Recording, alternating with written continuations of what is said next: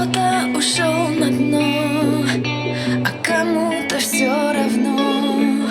Погрустили, а завтра забыли, будто не были и не любили.